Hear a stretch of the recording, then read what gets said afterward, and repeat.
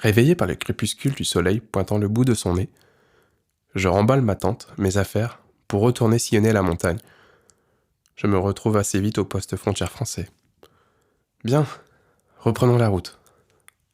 À Morbier, je marque l'arrêt pour me ravitailler. L'essence, fromage et une petite bouteille de pinard. Je me parle souvent à moi-même. En effet, je passe beaucoup de temps seul, que j'apprécie énormément.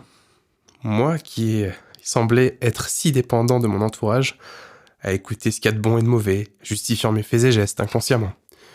Aujourd'hui, c'est différent. Aujourd'hui, j'ai grandi. J'aime ma tranquillité. Je fais travailler mon imaginaire, j'imagine des scénarios, des interviews, des questions-réponses à en perdre la raison. Parfois, je crois être fou. Et quelle folie, celle de mon imaginaire, qui n'appartient qu'à moi-même. Enfin bon, je m'égare. Dans le Haut-Jura, à Popigny, cette ville à flanc de montagne descend un semblant de Dinan belge, situé dans les Ardennes. Je m'interroge. Il y a une part de moi qui souhaite rentrer, qui n'a plus cette fougue. L'autre part, appelée l'ego, celui-ci veut assumer son tour de France, par ses frontières, ou presque. Je suis fatigué, éreinté par ce périple. En continuant ma route, j'arrive aux abords du lac de Vouglan. Je m'arrête, je discute avec un loco, qui sculpte la corne animale. Ce savoir-faire, transmis de génération en génération, raconté avec passion par l'un de ces derniers qui fait vivre son art. Habitant de cette région depuis toujours, je lui demande s'il connaîtrait pas un endroit pour dormir, le temps d'une nuit ou deux. Il sort une vieille carte en papier de son tiroir, et quelques instants plus tard, il met son doigt à un endroit précis. Le Mont Orient. Un coup de cœur instantané, indescriptible, un sentiment de bien-être me saisit.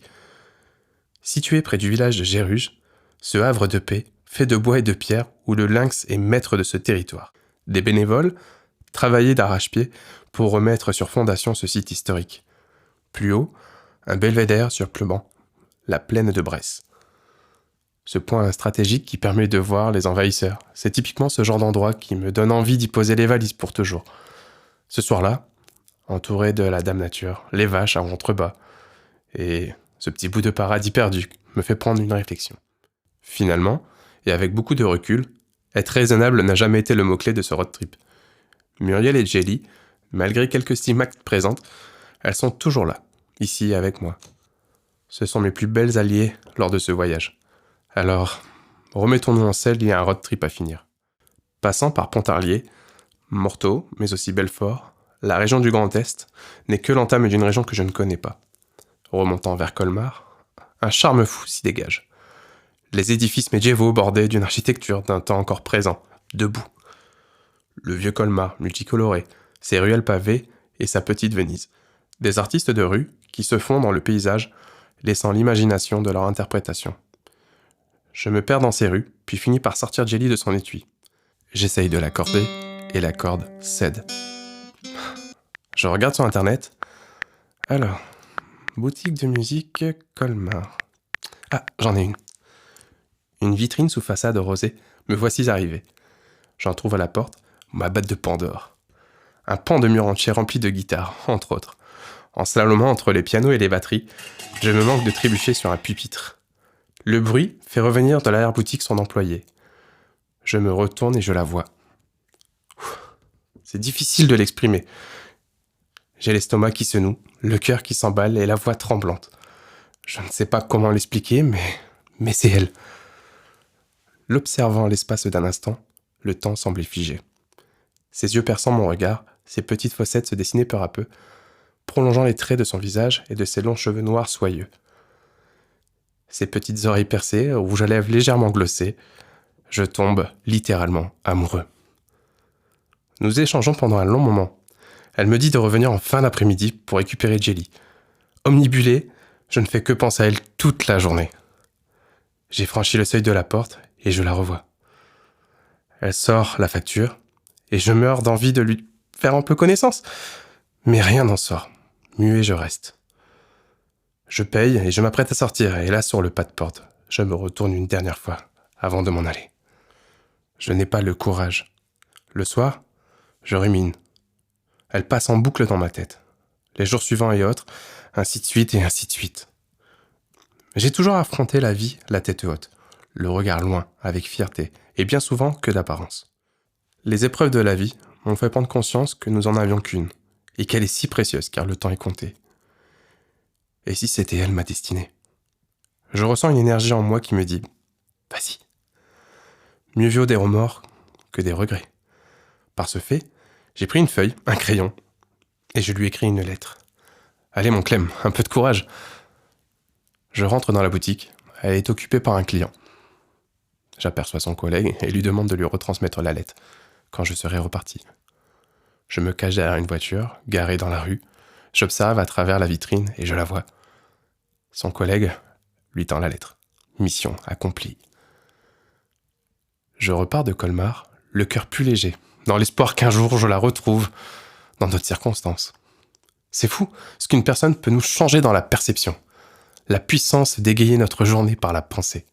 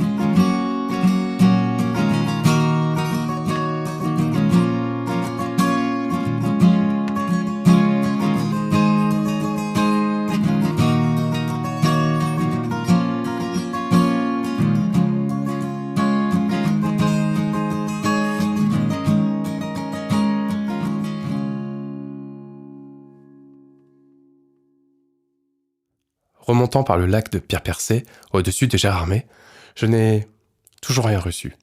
De la part de cette jeune fille qui vit dans ma tête depuis 3 jours. Je cherche ses réseaux par le biais des mots-clés, avec sa boutique, sa ville où elle travaille. Je crains qu'elle ne soit pas intéressée. Après tout, l'amour avec un grand A se vit à 2. Continuons, sans perdre le fil. Ce n'est peut-être tout simplement pas elle. Je ne dois pas rester sur une frustration. C'est la vie.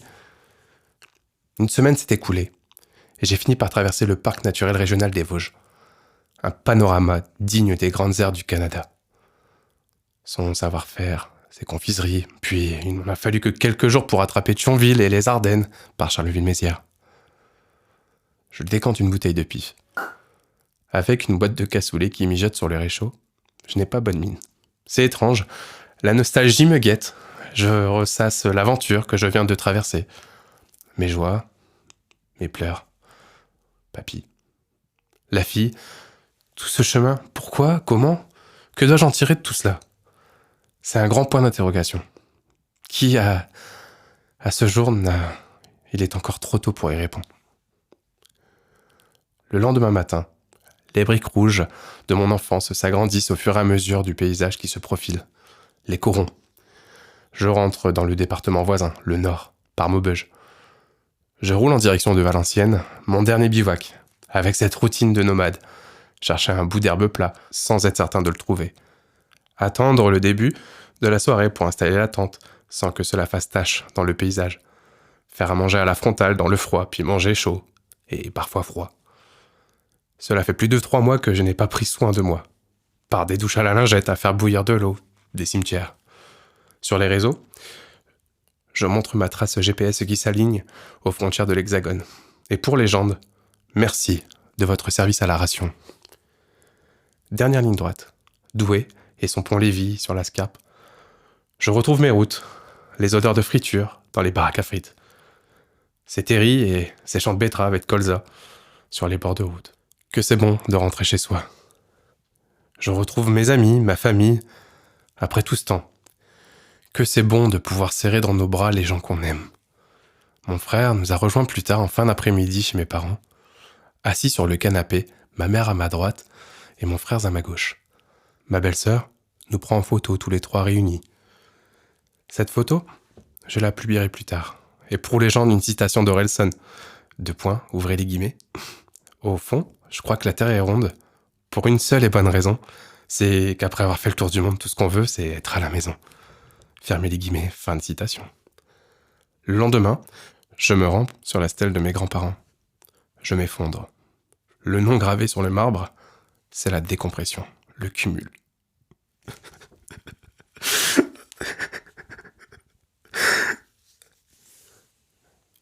Quelques semaines plus tard, alors que Jelly est raccroché sur son socle et que Muriel prend la poussière dans le garage, le retour à la réalité fut brutal et difficile.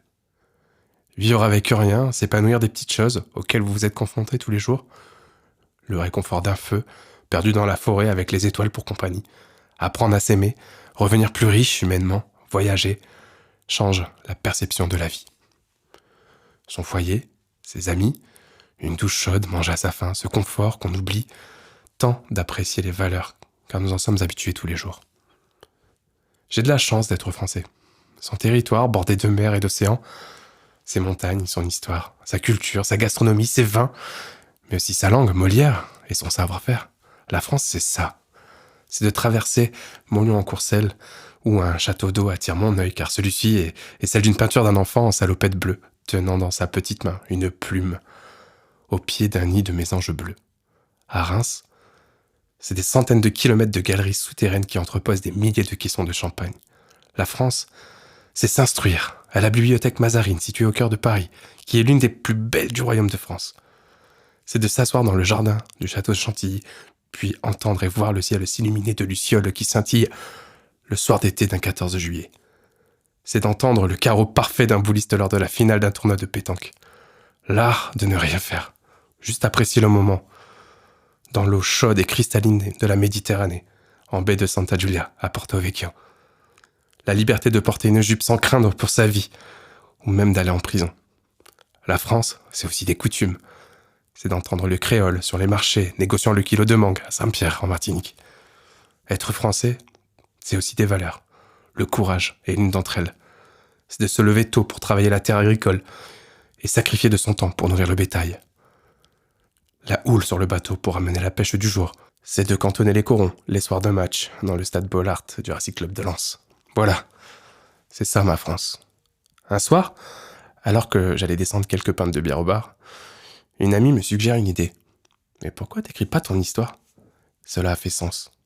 Aussitôt, j'ai pris la plume pour écrire quelques mots. Les semaines s'enchaînent. Et tout ce temps, j'écris, j'efface et je recommence. Plusieurs mois s'ensuivent et un matin, le point final apparaît.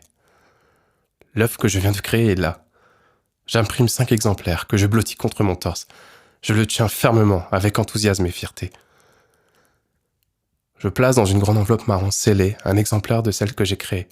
Puis je l'expédie aux maisons d'édition, dans l'attente d'une réponse. Et maintenant, que faire ? Retrouver la sédentarité ? Contribuer pour une société auquel nous ne sommes qu'un matricule ? Entendre qu'on n'a pas le choix et que c'est comme ça ? Finalement, la vie est faite de choix à assumer. La seule barrière, c'est la limite de la conscience, celle de notre esprit. Nous vivons sur un caillou perdu dans un univers immensément grand. Nous sommes le fruit d'un amour parmi 100 millions de prétendants à la vie. Ce n'est pas un hasard que vous soyez ici. C'est un rendez-vous. 2 semaines plus tard, sous le coup de 11h30, une camionnette jaune distribue le courrier. Assis sur les marches, au pas de la porte de la maison, la voiture s'arrête. Elle me remet un recommandé. Une grande enveloppe m'est remise, j'en tremble. J'ai reconnu le logo rouge de la maison d'édition. Je lis. Monsieur, votre manuscrit a reçu un accueil favorable de la part de nos services en vue de sa publication. Dans l'attente de vous rencontrer à Paris ou à Lyon, cordialement. Je suis fier. Tout ce travail fait, ce temps passé pour créer quelque chose, une graine semée et aujourd'hui j'en récolte les fruits. Je me devais d'assumer la promotion partout en France.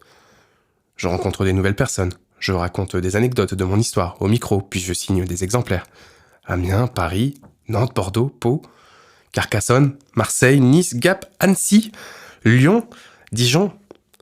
Partout, mon livre se trouve en tête de gondole.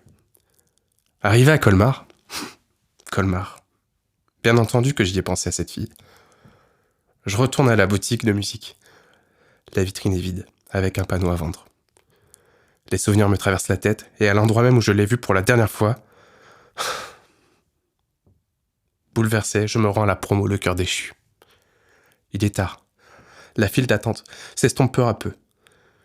Un livre m'est tendu pour être signé. C'est à quel nom, s'il vous plaît ? Léna.